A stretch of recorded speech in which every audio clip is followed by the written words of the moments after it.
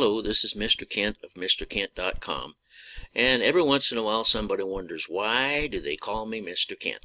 And so I thought I'm going to put together a little history of this website, MrKent.com, and then all the questions will be answered, hopefully. But to do this, we have to go back to the very beginning when I first broke my leg in 1982. Which kind of changed my life. I was on a motorcycle and a guy turned in front of me, and my right leg was just totally smashed up, and it took me about 7 years before I could walk on it normally, which was a blessing because the doctors told me I'd never be able to walk on it normally. So I went from a wheelchair for quite a while to a set of crutches, and then eventually to the cane. I was on that cane for about 6 years. And then finally was just able to walk without the cane.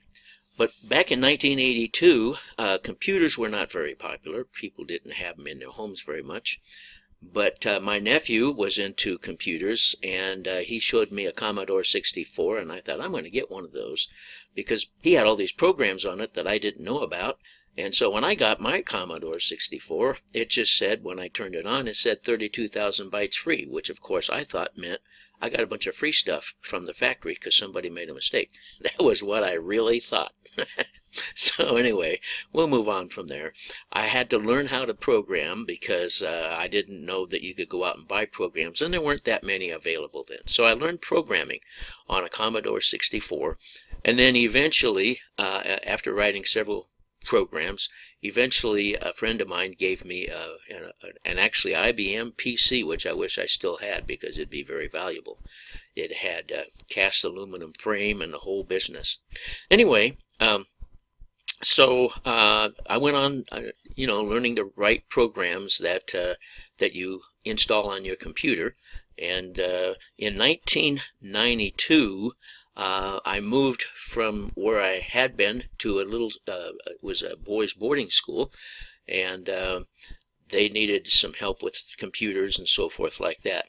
But anyway, in the process, America Online came along, and I was one of those guys who signed up to get on the internet via America Online. Well, it was kind of an interesting learning experience because when I learned that you could order things off of the internet, I thought, well, okay, I want to get a ham radio because I was looking into getting a little VHF handheld, and so I thought, I'm just going to order it online. It'll get here a lot faster. Well, back in those days, the only online store that this company had, by the way, they were all over the country. They had businesses in Portland, Oregon, and I was out on the West Coast. But their only internet ordering company was back in somewhere on the East Coast. So it actually took me longer to get my internet ordered ham radio than it would have if I'd have just called them up on the phone. But it was learning experiences back then.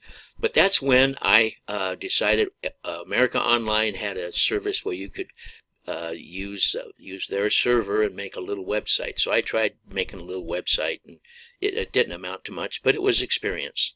So let's see, what happened next?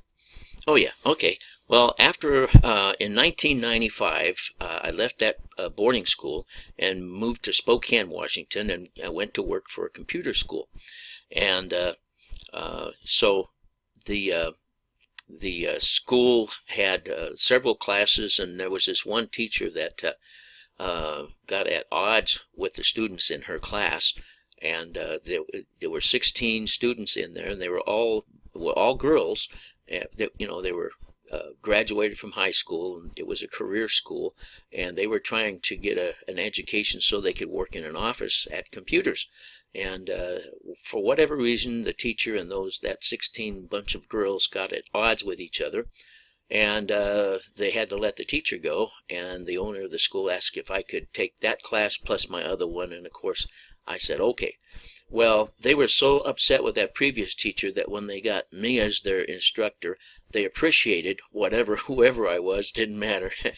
and everybody at that school was on a first name basis, so there was Michael, and there was Julie, and there was different people like that. and my first name is Kent. So they said that this class of girls started calling me Mr. Kent because they appreciated me so much. And it wasn't long till everybody in the school kind of picked up on it, and they started calling me Mr. Kent. Well, as time went by, one of the things they had to do at that school was they had to be able to type at a very rapid speed in order to get a good grade when they graduated. And a typing program that they could practice on at home was going to cost them $30 or $40. And like I said, most of the people at the school were single moms trying to get an education to find a good job. And so they came to me and they said, we can't sit in the lab all evening and practice our typing because we have a couple of kids at home and so forth. And they said, could you put something on the internet and that we could practice our typing?